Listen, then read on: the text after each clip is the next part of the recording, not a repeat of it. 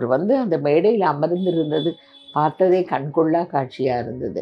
அப்புறம் எங்கள் கிராமமே திரண்டு இருந்தது. உங்கள் குடும்பத்துக்கும் மடத்துக்கும் ரொம்ப சம்பந்தம் இருக்கு, உங்களுக்கு தெரியுமான்னு கேட்டார். சொன்ன உடனே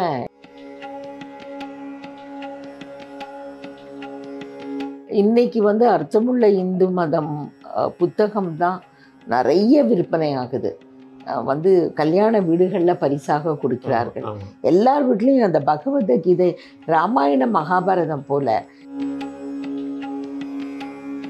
பரமாச்சாரியார் அவர்கள் வந்து என்ன கண்ணதாசன் அங்கே அங்கே அங்கே பேசுவான், மடத்தில் வந்து பேச மாட்டானா?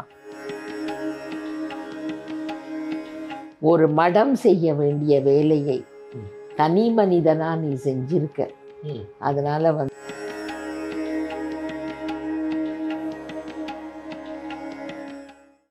வணக்கம் வாவ் தமிழா நண்பர்களே. திருமதி ஏஎல்எஸ் ஜெயந்தி கண்ணப்பன் அவர்களை அவரது கோபாலபுரம் இல்லத்தில் சந்திக்கிறோம். ஜெயந்தி அவர்கள் கண்ணதாசனின் அண்ணன் ஏஎல் சீனிவாசன் அவர்களின் மருமகள். வாருங்கள், அவரிடம் பல விஷயங்களை பேசலாம். வணக்கம். வணக்கம். நல்லா இருக்கீங்களா? நல்லா இருக்கேன். முதல்ல வாவ் தமிழா நேயர்களுக்கு வணக்கத்தை தெரிவிச்சுக்கிறேன். வணக்கம். நம்ம பார்த்து ரொம்ப நாள் ஆச்சு. ஆமாம், காஞ்சி மடத்துக்கு புதிய பால பெரியவர் வந்திருக்காரு, எல்லாரும் போயிட்டு இருக்காங்க. நீங்கள் உங்கள் குடும்பமே சங்கர மடத்து பக்தைகள் நீங்கள்லாம் இல்லையா? கண்டிப்பாக. எல்லாருமே சரி, போயிட்டு வந்தீங்களா? இல்லை, போகணும். ஏன்னா அந்த கூட்டத்துக்கு பயந்து நான் போகலை. ஏன்னா அன்னைக்கு திரளானவங்க போய் அங்கே அவரை அந்த விழாவில் கலந்துருக்காங்க. சரி, வெயில் நேரம், சரி நம்ம நிதானமாக அமைதியாக நம்ம ஒரு நேரத்தில் போகலாம் அப்படின்ற முடிவில் இருக்கேன். இந்த வார கடைசியில் போய் பார்த்து ஆசீர்வாதம் வாங்கிட்டு வரணும்னு ரொம்ப காத்துக்கிட்டு இருக்கேன். ஆவலாக இருக்கேன் அவரை பார்க்குறதுக்கு. ஆமாம், உங்கள் குடும்பம் வந்து ரொம்ப வருஷமாக சங்கர மடத்தோடு தொடர்புடையது இல்லையா? கண்டிப்பாக. காஞ்சிபுரத்துக்கு போகும்பொழுதெல்லாம் நான் காஞ்சி மடத்துக்கு போகாமல் இருக்க மாட்டேன். அந்த இடத்துக்கு போகும்பொழுதே ஒரு புத்துணர்ச்சி கிடைச்சிடும். உங்களுக்கு அவருக்கு அடையாளம் தெரியும் நல்லா? கண்டிப்பாக தெரியும். இப்போ விஜேந்திர சுவாமிகளை நான் இப்போ கொஞ்ச நாளைக்கு முன்னால் எங்கே பார்த்தேன் அப்படின்னா, நான் எங்கள் ஊர் சிறுகூடற்பட்டியில், அதான் எங்கள் மாமா பிறந்த ஊரில் நாங்கள் இருந்தோம். ஒரு விசேஷத்துக்காக போயிருந்தோம். பக்கத்து கிராமமான கீழசீவல்பட்டி அப்படின்ற ஒரு கிராமத்தில் ஒரு பள்ளிக்கூடம். கண்ணதாசன் பிறந்த ஊர் அது. சிறுகூடற்பட்டி. பக்கத்து ஊருக்கு கீழசீவல்பட்டி. அந்த கீழசீவல்பட்டிக்கு பள்ளிக்கூடம், அதாவது நம்ம கமலா தியேட்டர்ஸ் விஎன்சிடி சிதம்பரம் செட்டியாருடைய மூத்த மகன் அழைச்சிருந்திருக்காரு அவரை. அவங்க நடத்துகிற பள்ளிக்கூடத்திற்காக. அதுக்கு வந்திருக்காருன்ற நான் கேள்விப்பட்டேன். கேள்விப்பட்ட உடனே எனக்கு வந்து ரொம்ப அவலாக இருந்தது. ஓ, நம்ம ஊருக்கு வந்திருக்காரு, கண்டிப்பாக நம்ம பார்க்காம இருக்கக்கூடாது அப்படின்னு சொல்லிட்டு நான் அங்கே போனேன். போய் அவரை நான் பார்த்தேன்.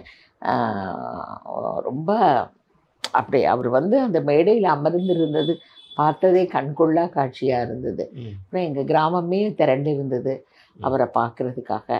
அப்புறம் வந்து அவர் வந்து ஒரு நல்ல வந்து சில அறிவுரைகள் எல்லாம் சொன்னாங்க. அவங்க ரொம்ப சந்தோஷமாக இருந்தது. அவர் பேசி முடித்த பிறகு நாங்கள் அங்கே இருந்தவங்க வந்து என்னை அறிமுகப்படுத்தினாங்க. அப்போது விஜேந்திரர் சுவாமிகள் என்ன சொன்னார் தெரியுமா?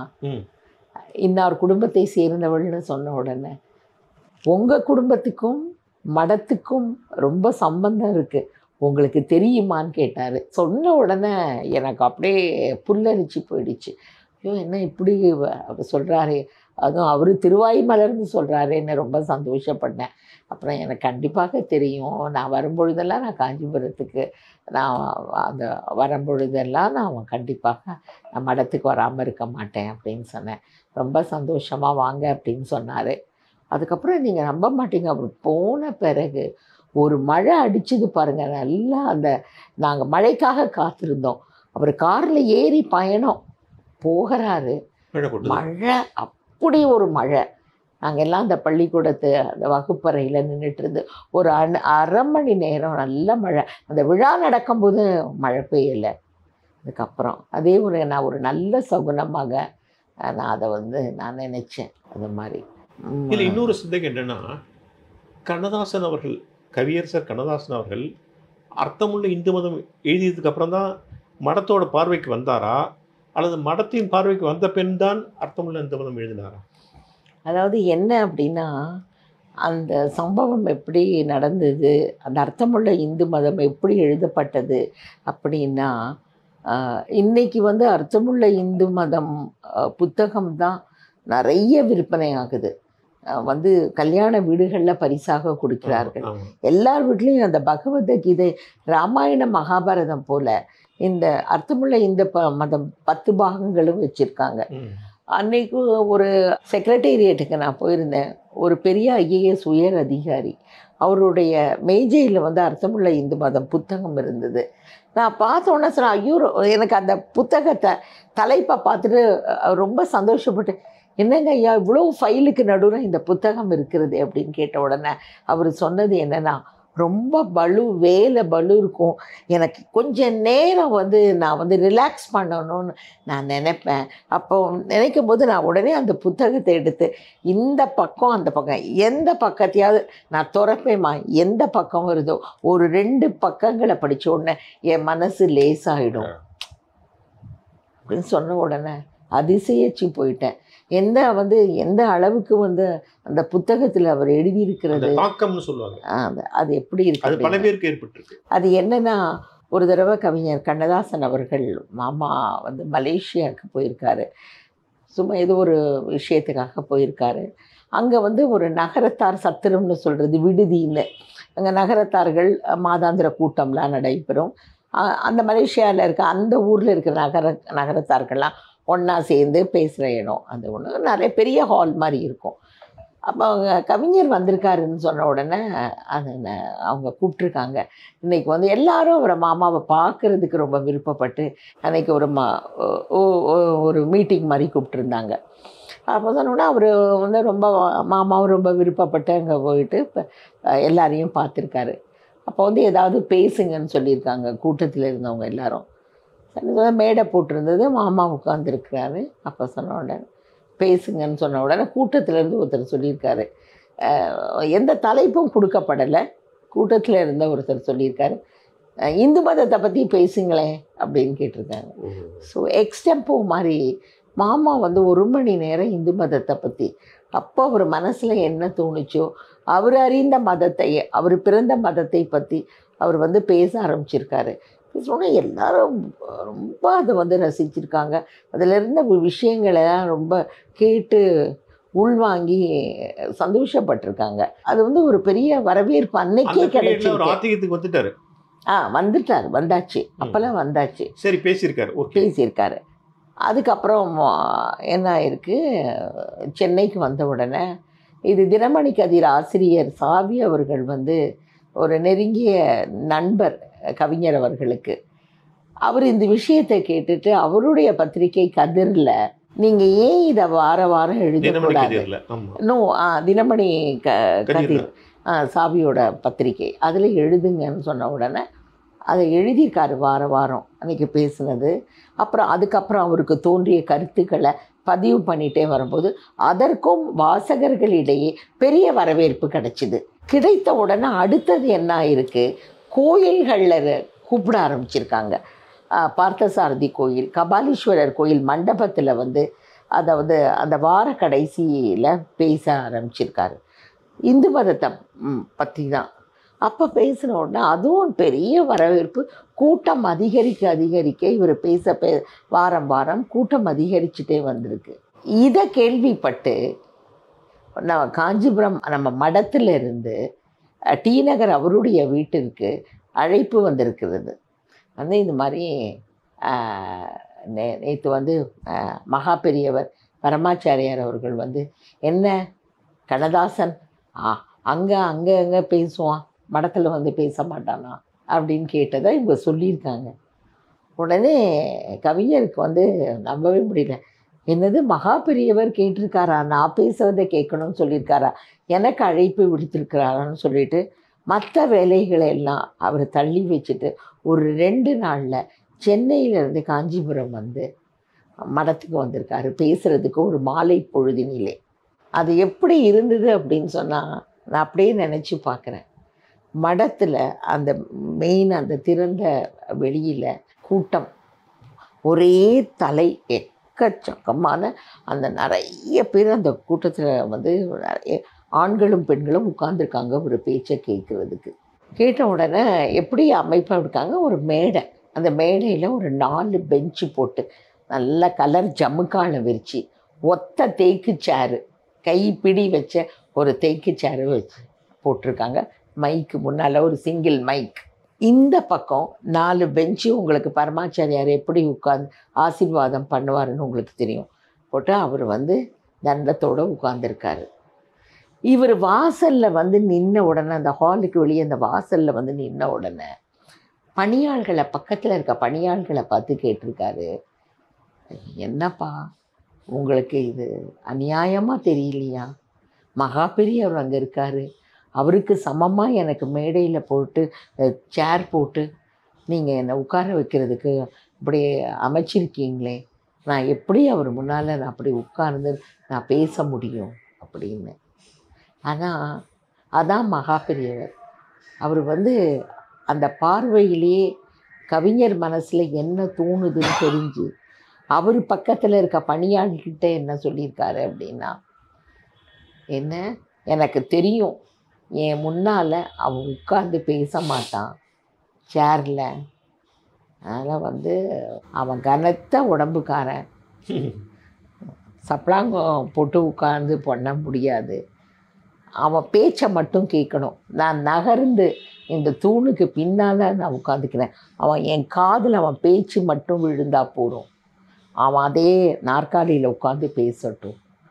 அப்போது 2 பேரோட அந்த அந்த வேவ் லென்த்தை நம்ம என்ன சொல்கிறது அப்படின்னு சொன்ன உடனே அதே போல் அவரை பண்ணிட்டாங்க. பண்ண உடனே பண்ணி முடித்த உடனே பேசியிருக்காரு. 2 மணி நேரம், 2.5 மணி நேரம், 3 மணி நேரம் அவர் பேசியிருக்காரு. அட மழை பெஞ்சு ஓஞ்சாப்பில் அப்படி ஒரு நிசப்தம். அப்படி ஒரு அவர் பேச்சை கேட்டு ரசித்து கைத்தட்டி அப்படியே ஏதோ ஒரு வேறு லெவலுக்கு கூட்டிகிட்டு போயிட்டார் அந்த அங்கே உட்கார்ந்துருந்த அந்த ஆன்மீகவாதிகளை. அப்புறம் முடிஞ்ச உடனே கவிஞர் என்ன பண்ணியிருக்காரு, நேராக போய் சாட்சாங்கமாக கீழே விழுந்து மகா பெரியவரை, அந்த நடமாடும் தெய்வத்தை விழுந்து வணங்கி ஆசீர்வாதம் வாங்கும் பொழுது அவர் என்ன சொன்னார் தெரியுமா? இதெல்லாம் எங்கள் வீட்டு பெரியவர்கள் சொல்லி நாங்கள் கேட்டது. சரி, ஒரு மடம் செய்ய வேண்டிய வேலையை தனி மனிதனாக நீ செஞ்சிருக்க, அதனால் நீ நாங்கள் இதெல்லாம் செய்யணும், இந்த இந்து மதத்தில் உள்ள விஷயங்களை நாங்கள் மக்களுக்கு எடுத்து சொல்லணும். ஆனால் நாங்கள் சொன்னால் இந்த அளவு இது எல்லாரையும் போய் சேருமா அப்படின்னு தெரியாது. நீ திரைப்பட உலகத்தில் இருக்க, நீ எதையும் கசப்பை கூட தேனில் குழைத்து மருந்து கொடுக்குறாப்புல நீ அழகாக நீ செய்கிற, அதனால் நீ தங்கம் உன்னிடம் தங்கட்டும் அப்படின்னு சொல்லிட்டு ஒரு மோதிரத்தை எடுத்து அவருக்கு கொடுக்குறாரு. இவருக்கு இவருக்கு அம்மாவுக்கு பயங்கர ஆச்சரியம், இது என்ன இது மோதிரத்தை கொடுக்குறாரு அப்படின்னு. உனக்கு எனக்கு தெரியும், நீ புள்ளக்குட்டுக்காரன், உனக்கு மோதிரம் தங்கட்டும், தங்க மோதிரம், தங்கம் உன்னிடம் தங்கட்டும், நிறைய தங்கம் உன்னிடம் அப்படின்னு சொல்லிட்டு அவர் கொடுத்துருக்காரு அப்படின்னு. எனக்கு சமீபத்தில் எங்களுடைய எங்கள் வீட்டு பெரிய திருமதி மீனா பஞ்சு அருணாச்சலம் பார்க்கும்பொழுது சொன்னாங்க, நாங்கள் இதை பேசினோம், இவர் காஞ்சி மடத்தை பற்றி பேசிகிட்டு இருக்கும்போது அவங்களும் என்ன சொன்னாங்க, ஒரு முறை தங்க நெல்லிக்கனி பரமாச்சாரியாரிடமிருந்து கவிஞர் பெற்றார், அது ஒரு அப்படின்னு சொன்னாங்க. கேட்டோன்னே ஐயோ தங்க நெல்லிக்கனியை பெற்றிருக்காரா, ரொம்ப சந்தோஷப்பட்டேன். அதாவது கவிஞர் அர்த்தமுள்ள இந்து மதத்தில் எல்லாம் இந்த இந்து மத சாஸ்திரங்கள் சம்பிரதாயங்களை அவர் கேட்டிருக்காரு. அதுலேயே அவர் என்ன குறிப்பிடுறாருன்னா, எனக்கு இந்த இந்து மதத்தில் மேலே வர சில விஷயங்கள் சந்தேகங்களை நான் நேராக நான் பரமாச்சாரியார்கிட்ட போய் அவர்கிட்ட கேட்டு ஆலோசனை பண்ணி நான் பதிவு பண்ணியிருக்கேன். ஒன்று அவரிடம் போகணும், இன்னொன்று நான் கிருபானந்த வாரியாரிடம் கூட பிற்காலத்தில் அவர் எழுதியிருக்காரு. அண்ட் அவருக்கு என்ன ஒரு பெரிய இந்த புத்தகமாக இது வெளியிடும் போது, வானதி வெளியிடும் பொழுது அதுக்கு முகப்பு யாருக்கு இந்த அதிர்ஷ்டம் கிடைக்கும், மகா பெரியவர் தான் அதுக்கு முன்னுரை எழுதி வாழ்த்தி கொடுத்துருக்காரு. அதனால் அந்த மாதிரி ஒரு பெரிய ஆசி பெற்றவர் கவியரசு கண்ணதாசன் அவர்கள் அப்படின்னு நம்ம சொல்லலாம். இதெல்லாம் அதனால தான் இந்த குடும்பத்தில் வந்து அவர் எனக்கு கீழசீவல்பட்டியில் விஜேந்திர சொன்னது வந்து ஆமாம் சம்பந்தம் அடிக்கடி போகிறது. உங்களுக்கு அதுக்கு முன்னாலேயே தெரியும். அதாவது காஞ்சிபுரத்தில் ஒரு கூட்டத்தில் கவிஞர் அவர்கள் வந்து நாத்திகவாதியாக இருக்கும்போது திட்டிட்டு போகும் பொழுது தான் அவருக்கு வந்து அது எல்லாருக்குமே தெரிஞ்ச விஷயம். அவர் அதுக்கப்புறம் பாண்டிச்சேரிக்கு ஏதோ ஒரு விஷயமா போகும் பொழுது கார் விபத்துக்குள்ளாகிருக்கு. கார் விபத்துக்குள்ளாகி அங்கே இருக்கிற அருகாமையில் உள்ள ஒரு மருத்துவமனையில் சேர்க்கப்பட்டிருக்காரு. அப்போ கூட இருந்தது வந்து தேவர் அவர் இருந்தார். அது எல்லாருக்குமே தெரியும். அப்போ கூட என்னுடைய மாமனார் திரு ஏஎல் சீனிவாசன் அவர்கள் வந்து தம்பி இப்படி கார் விபத்துக்குள்ளாயிட்டாருன்னு சொல்லிட்டு உடனடியாக இவர் போய் அவர் பாண்டிச்சேரியில் போய் சந்தித்ததும் தெரியும். அதுக்கப்புறம் தான் அந்த மாற்றம் ஏற்பட்டது. அவர் நம்ம தேவர் அவர்கள் போய் மகா பெரியவர்கிட்ட திருநீர் வாங்கி அவருக்கு நெற்றியில் பூசினது அது எல்லாருக்குமே தெரியும். அதையே ரொம்ப இதாக சொல்லுவாங்க அந்த மாதிரி மாற்றங்கள். அதனால் நிறைய விஷயங்கள் வந்து அந்த கற்பனை நீங்கள் பண்ணி பாருங்கள். காஞ்சி மகா பெரியவர் உட்காந்துட்டு அது பக்கத்தில் கவிஞர் உட்கார்ந்து சில விஷயங்களை கேட்கும்போது அவர் சில சந்தேகங்களை அவர் தீர்த்தது இதெல்லாம் வந்து அந்த காட்சியை நான் அப்பப்போ நான் நினச்சி நான் பார்ப்பேன். இதெல்லாம் ஒரு தெய்வ அருள் தான் கவிஞர் அவர்களுக்கு கிடைச்சிருக்கு. நமக்கும் அதில் வந்து நல்ல விஷயங்களை வந்து அர்த்தமலை இந்து மதத்தில் அருமையாக அவர் பதிவு பண்ணியிருக்காரு கவிஞர் அவர்கள். இன்றைக்கி வந்து எல்லாரும் வந்து குழந்தைகள்லாம் கண்டிப்பாக படிக்க வேண்டிய புத்தகம். ஜெயேந்திரரை பார்த்துருக்கீங்களா? நான் பார்த்துருக்கேன். நான் எப்போவுமே நான் அங்கே காஞ்சிபுரம் போகும் பொழுதமெல்லாம் நான் பார்க்குறது அவரையும் நான் பார்த்துருக்கேன். அப்போ கூட என் கூட வந்தவங்க ஒருத்தங்களுக்கு வந்து விபத்து ஏற்பட்டு கையில் அந்த தொட்டில் மாதிரி அந்த இது போட்டிருந்தாங்க கையில். அப்போ நாங்கள் அந்த கூட்டத்தில் நின்று பார்க்கும் பொழுது ஜெயேந்திரர் அவர்கள் அவரை கூப்பிட்டு கேட்டாங்க, உன் கையில் என்ன ஆச்சு, என்ன இப்படி இருக்குது அப்படின்னு அருகாமையில் கூப்பிட்டு கேட்டார். அந்த கூட்டத்துக்கு நடுவே அவரை பார்த்து என்ன குணமாயிடும் அப்படின்னு ஆசீர்வாதம் பண்ணார். எனக்கு நல்ல ஞாபகம் இருக்குது அதுவும் எனக்கு. ஸோ அதனால் வந்து அவங்கெல்லாம் அந்த மடத்தில் உட்காந்துட்டு இவ்வளோ ஆன்மீக பணிகள் செய்கிறாங்க. இதெல்லாம் நம்மளுக்கு வந்து நம்ம சென்னையில் இருக்கோம், இவ்வளோ அருகாமையில் இருக்கோம், அதெல்லாம் வந்து பார்க்குறது. இப்போ நாங்கள் வந்து இந்த தொலைக்காட்சியில் பார்த்தோம். அவர் நல்ல ஒரு அருமையான ஒரு ஆந்திரா மாநிலத்திலேருந்து இது வரைக்கும் நம்ம தமிழ்நாட்டிலேருந்து எடுத்திருக்காங்க. ஒரு தீட்சணியமான முகம். அவரும் நம்ம இந்து மதத்திற்கு நிறைய தொண்டாற்றுவாங்க அப்படின்றது ஒரு நம்பிக்கையில் இருக்கும். 1981 கவியரசர் கண்ணதாசன் இறந்து போன போது மடத்துல தகவல் இருந்தது. கண்டிப்பாக அது வந்து எப்படி வந்து அதுக்கு ஒரு காலத்துக்கு அப்புறம் ரொம்ப வந்து ரெகுலர் விசிட்டர்னு சொல்லுவாங்க பாருங்கள். அந்த மாதிரி காஞ்சி மடத்துக்கு போகிறதுக்கே ஒரு ரொம்ப சந்தோஷப்பட்டிருக்காரு கவிஞர் அவர்கள். அதனால் வந்து அந்த நேரத்தில் அமெரிக்காவில் தான் மாமா இறந்து போய் ஒரு 4-5 நாள் கழித்து தான் அவருடைய பூத உடல் சென்னைக்கு வந்தது. அந்த நேரத்தில் நீங்கள் பார்த்தீங்கன்னு சொன்னால் எங்கள் எல்லா ஊரில் இருந்தோம் தமிழர்கள் வாழும் அவரை பற்றி நல்லா அறிஞ்சவர்கள்கிட்ட இருந்ததில் எல்லாம் டெலகிராம்ஸு, தந்திகள், கடிதங்கள், தொலைபேசி மூலமாக கால்ஸ் வந்துக்கிட்டே இருந்தது. அதில் எங்கள் குடும்பத்து பெரியவர் திரு பஞ்சு அருணாச்சலம் அவர்கள் தான் எல்லாத்தையும் ரிசீவ் பண்ணார். அப்போ அவரும் சொல்லியிருக்காரு, காஞ்சி மடத்து கூட தன்னுடைய இரங்கலை தெரிவித்துக் கொள்கிறது என்று மகா பெரியவர் வந்து செய்தி அனுப்பிச்சிருக்காரு, குறிப்பு அனுப்பிச்சிருக்காரு அப்படின்னு சொன்னாங்க. அப்போ வந்து நாங்கள் எல்லாரும் பேசிக்கிட்டோம். இதெல்லாம் ரொம்ப பெரிய விஷயம். ஏன்னா கவிஞர் வந்து அவ்வளவு தொண்டாற்றிட்டு போயிட்டாரு.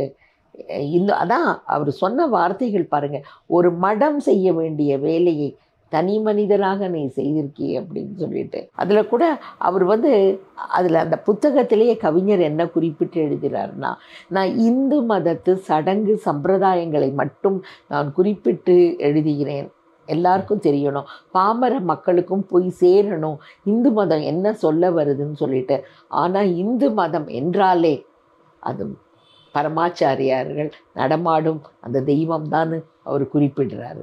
நீ இந்த மடத்துக்கு நிறைய செய்யணும் அப்படின்லாம் அவர் விரும்பியிருக்காரு. அதுக்கு வந்து நீ ஹெல்த்தியாக இருக்கணும், உன்னுடைய சில பழக்கங்கள்லாம் குறைச்சிக்கோ அப்படின்னு தான் சொல்லியிருக்காரா?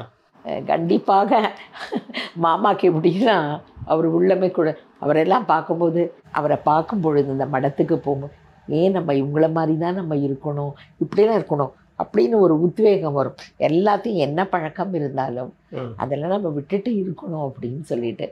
பட் அதுக்கப்புறம் ஒரு காஞ்சி மடத்தை விட்டு வெளியே வந்த பிறகு அப்புறம் அந்த திரை உலக அந்த பலு சுமை ஆட்டோமேட்டிக்காக நார்மல் பர்சனாக அவர் ஆயிடுறாரு. அதனால் அவர் நீங்கள் பார்த்தீங்கன்னா கவிஞர் வந்து திருநீர் இல்லாமல் பூசாமல் இருக்க குளிச்சுட்டு திருநீர் போட்டுப்பார். அவர் ரொம்ப முருக பக்தர். அவருடைய இயற்பெயரே முத்தையா தானே. ஏன்னா அவங்க சிவன் வழிபாடு பண்ணுறவங்க, சிவன் வழி வர்றவங்க, ரொம்ப முருக பக்தர். அதனால தான் என்னுடைய மாமனார் ஏஎல்எஸ் அவர்கள் கூட கந்தன் கருணை என்ற திரைப்படம் எடுத்தார். உங்களுக்கு தெரியும் முருகன் மேலே எவ்வளோ பாடல்கள் அவர் ஏற்றியிருக்காங்க அப்படின்னு சொல்லிட்டு. எங்கள் குடும்பமே ரொம்ப வந்து கடவுளை வந்து ரொம்ப, அதாவது நடுவில் தான் கொஞ்சம் இடம்பெயர்ந்து இவர் வந்து நாத்திகவாதியாக இருந்தாரே தவிர, ஆனால் எங்கள் குடும்பத்தில் வந்து எங்கள் சிறுகூடர் கிராமத்தில் வந்து கவிஞருக்காக எங்களுக்குன்னே ஒரு பிரத்யேகமான ஒரு பிள்ளையார் கோயிலே இருக்குது. சிறுகூடர் பட்டியில் ஒரு பிள்ளையார் கோயிலே தனியாக எங்களுடைய கோயிலே இருக்குது. அப்படின்னா நீங்கள் பார்த்துக்கோங்க. இடையில் வந்து மாற்றங்களால் ஒரு ஆத்திகத்துக்கு போனார். ஆனால் வந்து அது என்ன மகிமையோ தெரியல. அவர் பரமாச்சாரியார் கொடுத்த அந்த திருநீர் அவர் நெற்றியில் பட்ட உடனே அவர் வந்து புது பொலிவு பெற்று விட்டார். அப்படிதான் சொல்லணும். அப்படிதான் சொல்லணும். பல விஷயங்களை என்னோட ஷேர் பண்ணீங்க. மிக்க நன்றி. நம்ம மறுபடியும் சந்திப்போம். கண்டிப்பாக. எல்லாம் நீங்கள் பழைய விஷயங்களை எங்கள் கலைத்துறையை சேர்ந்தவர்கள் நம்ம குடும்பத்துக்கு நெருக்கமானவங்களை பற்றி கேட்டீங்க. சரி, நம்ம ரசிகர்களும் விரும்புகிறாங்க. நன்றி. நன்றி, வணக்கம்.